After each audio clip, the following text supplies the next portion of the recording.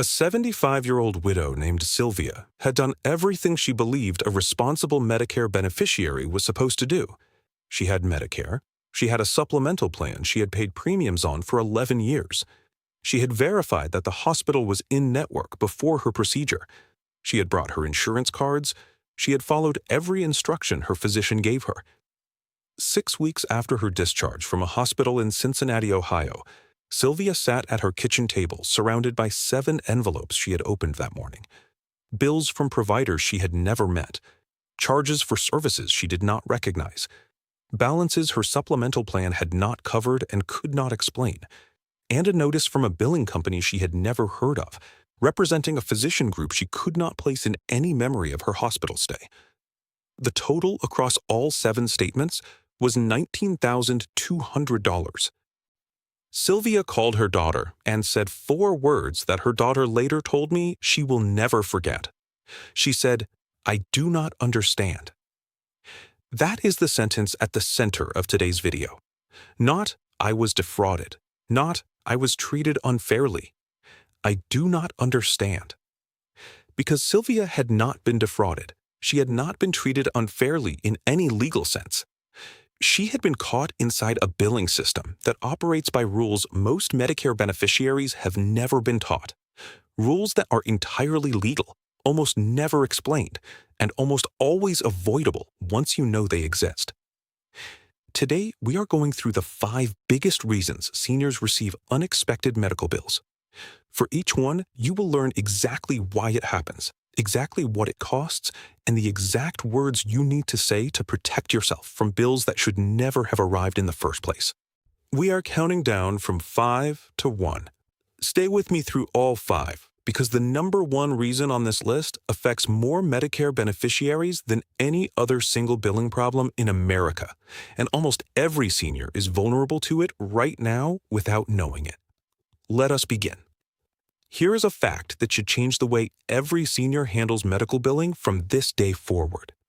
The majority of hospital bills contain errors, not occasionally, not in rare cases.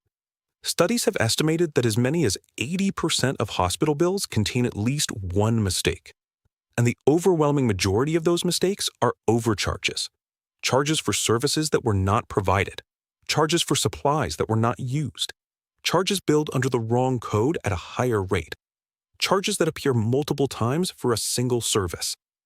The reason most seniors never catch these errors is straightforward. Most seniors never see an itemized bill. When a hospital sends a bill, it typically arrives as a summary statement, a single line or a short list of categories with a total charge, the amount insurance paid, and the balance owed by the patient. It does not show individual charges. It does not list the price of each medication, each supply, each procedure code. It shows a number and asks for payment. Most seniors pay that number. They trust that the insurance company reviewed the charges when it processed the claim. They trust that the hospital billed correctly, and they send a check. What they do not know is that insurance companies process claims through automated systems that check for coverage and apply contracted rates, but do not conduct line-by-line audits for billing accuracy. Errors that survive that process become charges the patient pays, and those errors, small and large, add up. Clarence was 77 years old, a retired postal supervisor from Baltimore, Maryland. He was hospitalized for 5 days following a serious respiratory infection. His insurance processed the claim, he received a statement showing his portion of the balance, and he paid it promptly. He considered the matter closed. His son, who worked in healthcare administration, visited 2 months later and casually asked to see the hospital paperwork. He requested an itemized bill from the hospital billing department. When it arrived, he found a charge for a consultation with a specialist who, according to Clarence's memory and the nursing notes his son also reviewed, had been scheduled but ultimately had not visited. He found medication charges for 3 additional days of a drug that had been discontinued on day 2, and he found a supply charge for a category of wound care materials that Clarence had not required. The total overcharge across those 3 line items was $3,400. Clarence had already paid his portion of it as part of his patient balance. His son said, "My father paid what they billed him because he trusted that what they billed was right. Nobody told him he could ask for a line-by-line breakdown. Nobody told him that was even something he could do. Here is what you must do after every single medical encounter that generates a bill: hospital stay, outpatient procedure, emergency visit, or specialist appointment. Before you pay any balance, say these words to the billing department. Say, "Before I make any payment on this account, I am requesting a complete itemized bill that lists every charge individually by date of service, procedure code, and description. I will review that itemization before submitting any payment." You have the legal right to an itemized bill. Every provider is required to give you one upon request. And the process of reviewing it, or having a trusted family member review it, is the most direct protection against paying errors that no one else will catch for you. Take the itemized bill and go through it with your explanation of benefits from your insurance plan. The two documents should tell the same story. When they do not, when a charge appears on one but not the other, when a service appears that you do not remember receiving, when a date does not match your stay, those discrepancies are worth a phone call before any payment is made. Requesting an itemized bill costs nothing and takes one phone call. Not requesting it can cost thousands. Make the call every time. Most seniors never request an itemized bill because they do not know they can. You now know. But the next reason seniors receive unexpected bills has nothing to do with billing errors.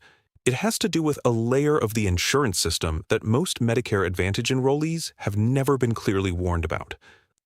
More than half of all Medicare beneficiaries are now enrolled in Medicare Advantage plans, private insurance plans offered through Medicare that often include additional benefits and have different cost structures than original Medicare.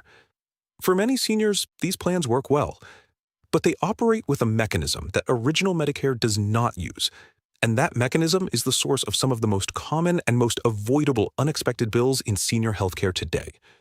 That mechanism is prior authorization. Medicare Advantage plans are permitted to require prior authorization, advance approval, before they will cover certain services. This means that before a procedure is performed, before a specialist visit is conducted, before a post-hospital rehabilitation stay begins, the plan must review and formally approve the service in advance. Without that approval, the plan may deny coverage entirely, even if your physician ordered the service, even if the service was medically necessary, even if you received it at an in-network facility. The authorization process is supposed to happen before the service is provided. In practice, communication gaps between physician offices, hospitals, and insurance plans mean that services are sometimes provided without the required authorization being properly documented. The patient receives care, the claim is submitted, the plan reviews it, and the plan denies it, citing a missing or incomplete prior authorization that the patient never knew was required. The bill for that service lands in the patient's mailbox weeks later, with no context, no warning, and no easy path to resolution now that the service is already complete. Marvella was 70 years old, a retired teacher from Houston, Texas. She had a Medicare Advantage plan and had been referred by her primary care physician to an orthopedic specialist for a consultation regarding a knee condition that had been limiting her mobility for 2 years. Her physician's office submitted the referral. Marvella scheduled the appointment and attended it, assuming the referral had handled any insurance requirements. It had not. The specialist visit required a separate prior authorization that had not been obtained. The plan denied the claim. The specialist's bill was $2,100, the full charge for an out-of-network claim, because without authorization, the plan treated the visit as uncovered. Marvella called the specialist's office. She called the plan, she called her primary care physician's office. Each one told her the problem had originated somewhere else. After 6 weeks of phone calls and letters, a partial reversal was negotiated. Marvella paid $400. She had spent more time resolving the bill than she had spent in the specialist's office. She said, "I had a referral. I thought a referral meant it was approved. Nobody told me there were two different things." Here is what every Medicare Advantage enrollee must do before every specialist visit, procedure, or post-hospital service. Call your insurance plan directly, not your doctor's office, but your insurance plan, and say these words. Say, I have an appointment with this provider for this service on this date. I need you to confirm whether prior authorization is required, whether it has been submitted and approved, and what the authorization number is for my records. Write down the authorization number. Keep it. Bring it to the appointment. If your plan tells you no authorization is required, ask them to document that in your account notes and give you a reference number for that conversation. That reference number protects you if the plan later claims authorization was missing. Prior authorization problems are preventable with one phone call made before the service takes place. Once the service is complete, resolving an authorization problem requires weeks of phone calls, letters, and negotiations that no senior should have to manage. Make the one call first. But authorization problems, as common as they are at least visible in advance if you know to look for them. The next reason seniors receive unexpected bills is something that happens inside the hospital without any outward sign that anything financially significant is occurring, and most seniors discover it only after they have been home for weeks. We have discussed observation status throughout our series, but the reason it keeps appearing as a source of unexpected bills is because it keeps surprising Medicare beneficiaries who did not know to ask the question that would have protected them.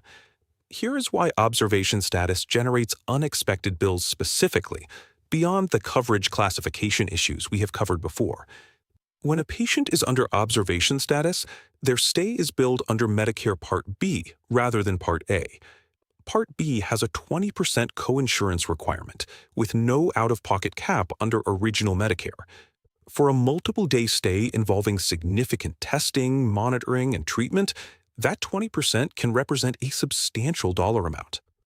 Additionally, medications administered during an observation status stay are billed as outpatient prescription drugs.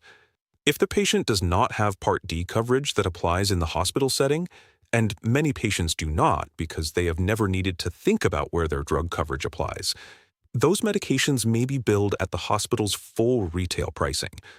Seniors have received bills for hundreds of dollars for medications they have taken for years at a fraction of that cost through their regular pharmacy. The same medication, a dramatically different price, because of the classification under which it was administered. And because observation status is not visible to patients during their stay, many seniors only connect the unexpected bill to the observation status classification weeks later when someone explains the connection to them. Often a patient advocate or an elder law attorney who reviews the paperwork after the damage is done. Henrietta was 73 years old, a retired accountant from St. Louis, Missouri.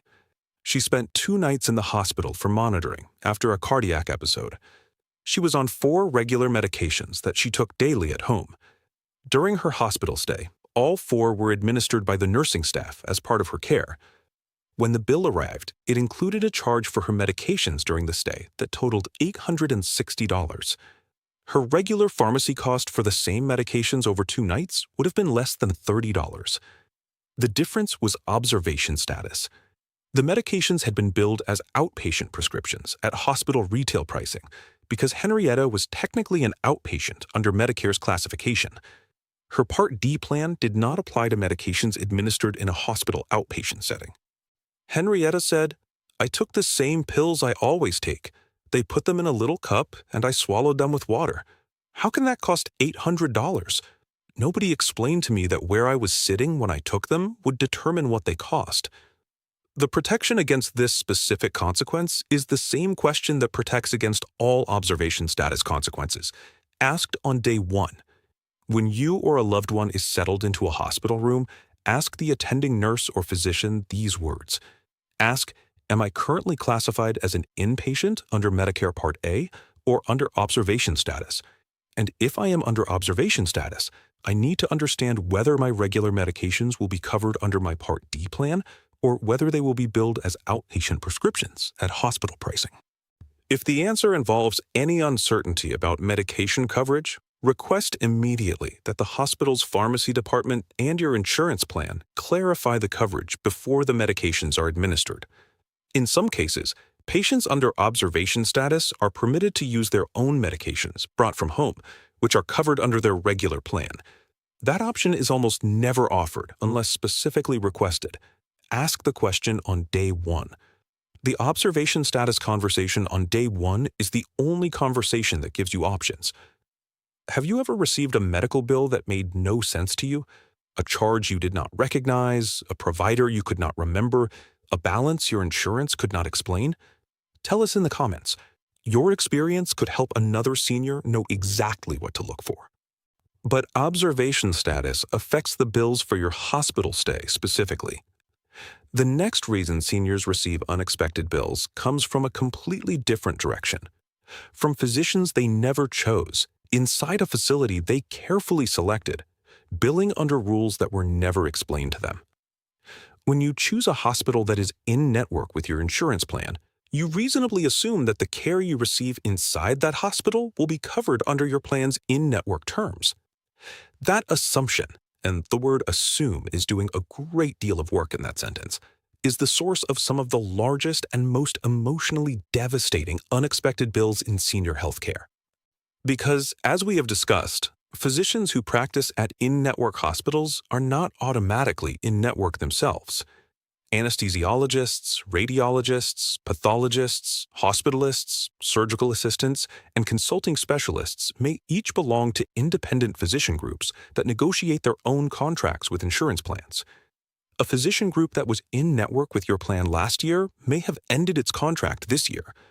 A hospital may contract with a new anesthesiology group that has not yet established in-network relationships with all the plans the previous group worked with. And none of this is communicated to patients. Not at admission, not during the stay, not at discharge. It surfaces in a bill, arriving weeks later, from a billing address the patient does not recognize, for a physician the patient may barely remember. The No Surprises Act, which took effect in 2022, provides some protection against unexpected out-of-network bills for emergency care and for certain non-emergency situations. But the law has limitations and exceptions. It does not cover all plan types.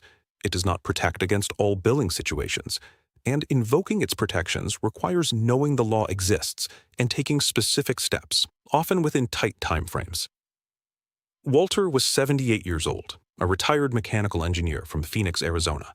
He had cataract surgery at an outpatient surgical center that his Medicare Advantage plan fully covered.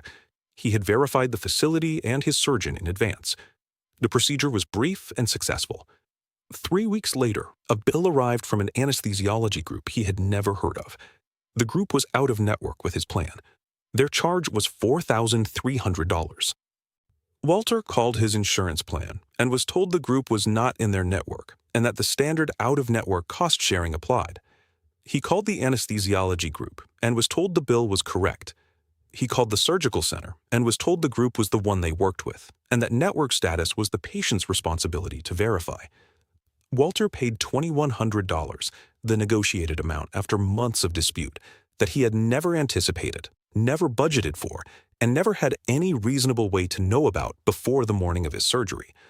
He said, "I prepared for that surgery. I did my homework. I did not know that the person who kept me from feeling pain was operating under a completely different set of rules than the person who performed the surgery." Here is what you must do before every scheduled procedure at every hospital or surgical facility. Contact your insurance plan and say these words. Say, "I have a procedure scheduled at this facility on this date with this surgeon. I need you to identify every physician category that may be involved in my care, including anesthesiology, radiology, pathology, and surgical assistants. And I need you to run a network check on each independent group contracted by this facility for those services." Then call the surgical facility or hospital and say, "Can you provide me with the name of the anesthesiology group, radiology group, and any other independent physician group that would be involved in my procedure so that I can verify their network status with my insurance plan before my procedure date?" These calls take time. They require follow-up. But they are the only way to know in advance whether the physician who walks into your procedure room operates under the same insurance terms as the physician who planned the procedure. Knowing before prevents a bill you cannot control after. Now we have arrived at the reason that sits beneath every other reason on this list. The root cause of most unexpected medical bills for Medicare beneficiaries. The assumption that costs more money to more seniors than any other single factor in American healthcare billing. It is not a billing error. It is not a coverage classification. It is not a missing authorization or an out-of-network physician. It is the decision, made in a moment of comfort and confidence, to assume that coverage exists rather than to verify that it does. Most seniors approach a medical encounter with a belief. The belief is, I have Medicare, I have my supplemental plan, I have done what I need to do, and my care will be covered. That belief is not irrational. It is the product of decades of paying premiums, of trusting a system that was designed to protect them, of receiving care in the past that was covered without incident. But Medicare is not a blanket. It is a rule book. And the rule book has chapters that most beneficiaries have never read. Chapters about what is covered and under what specific conditions. Chapters about what requires prior steps and advance verification. Chapters about classifications and statuses and authorization requirements that determine whether coverage applies in any given situation. The assumption that coverage exists, without the verification that confirms it actually does, is the gap through which most unexpected medical bills flow. And the painful irony is that most of the information needed to close that gap is available. It is in the Medicare and You handbook that sits unread on a shelf. It is on the Medicare Care Compare website that most beneficiaries have never visited. It is one phone call to the insurance plan away. It is one conversation with a SHIP counselor away, a free service in every state that exists specifically to help Medicare beneficiaries understand their coverage. The information is there. The assumption makes it unnecessary to seek it, and the bill arrives 6 weeks later to prove that the assumption was wrong. Dolores was 72 years old, a retired human resources manager from San Diego, California. She was organized, financially literate, and careful with her money. She had managed benefits for hundreds of employees over a 30-year career. She understood insurance, or believed she did. When she transitioned to Medicare at 65, she selected a Medicare Advantage plan, enrolled in Part D, and filed the paperwork correctly and on time. She felt fully covered and moved forward with the confidence of someone who had managed more complex benefit systems than her own retirement coverage. Over the following 7 years, Dolores made several medical decisions based on the assumption that her coverage applied, without verifying that it did in each specific situation. She saw a specialist without checking whether prior authorization was required. She was hospitalized without asking about her admission status. She accepted a discharge without verifying whether her post-hospital rehabilitation would be covered. She paid several medical bills without requesting itemized statements. None of these decisions were careless.